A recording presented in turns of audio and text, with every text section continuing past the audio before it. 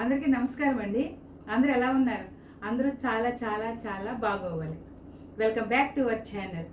ఈరోజు టాపిక్, స్టూడెంట్స్కి summer holidays ఇచ్చేసారు.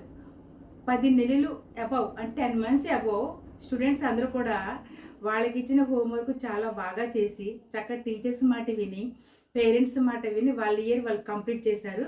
They are promoted. ఇప్పుడు హాలిడేస్ అంటే స్కూల్ రీఓపెనింగ్కి 48 డేస్ టైం ఉంది. ఈ 48 డేస్కి మేము పేరెంట్స్కి హోంవర్క్ ఇవ్వాలనుకుంటున్నాం.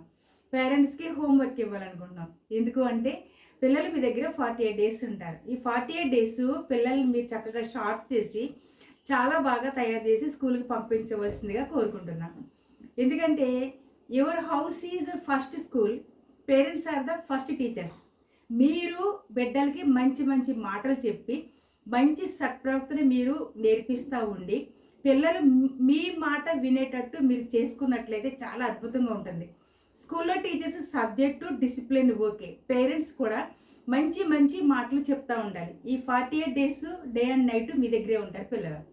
మొట్టమొదటిగా పిల్లలు మంచి ఆహారం తినేటట్టు, ఆహారం పట్ల శ్రద్ధ కలిగేటట్టు వాళ్ళ భావం కల్పించండి. తర్వాత అన్నం తినేటప్పుడు చాలా వరకు విడిచిపెట్టేసి పడేయడం జరుగుతుంది.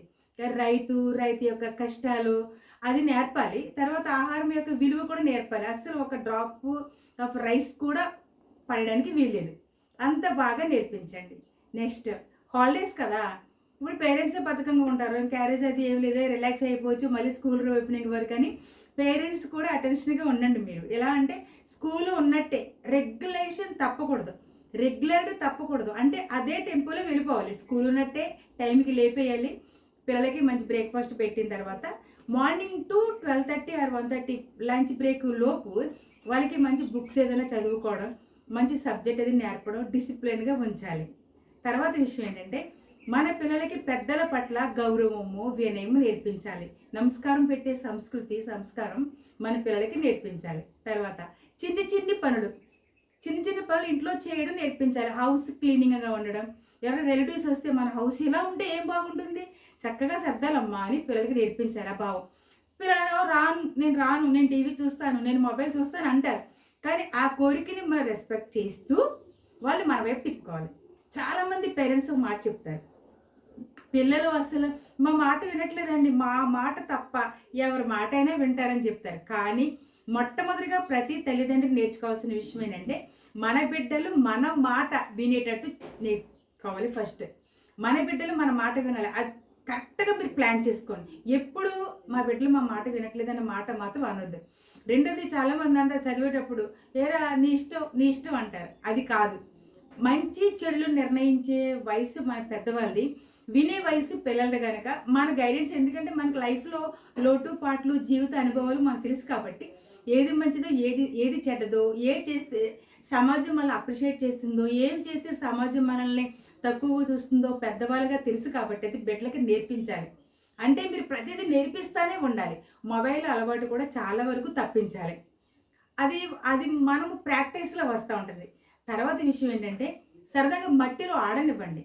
ఎందుకంటే గుడ్ బ్యాక్టీరియా మట్టిలో కూడా వాతావరణంలో ఉంటుంది. మొక్కలు నాటడము, గార్డెనింగ్ చేయడము అలాగే నేర్పిస్తూ ఉంటే కూడా చాలా మంచిది.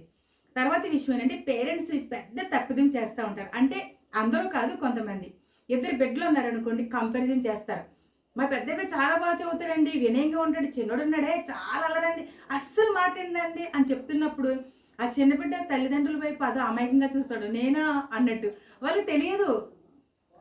సాధ్యమైనంత వరకు తల్లిదండ్రులు ఉన్నంత వరకు ఆ బిడ్డల యొక్క సంరక్షణ మనం పోయేంత వరకు బిడ్డలకి నేర్పడమే, డిసిప్లిన్ నేర్పడమే, వాళ్ళని ప్రేమించడమే, వాళ్ళ బాధ్యతగా షార్ప్ చేయడం మన ధర్మం.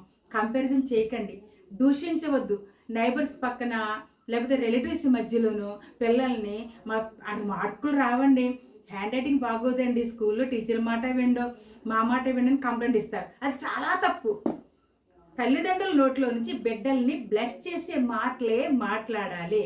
వాళ్ళు భయంకరమైన తప్పిదాలు చెయ్యరు.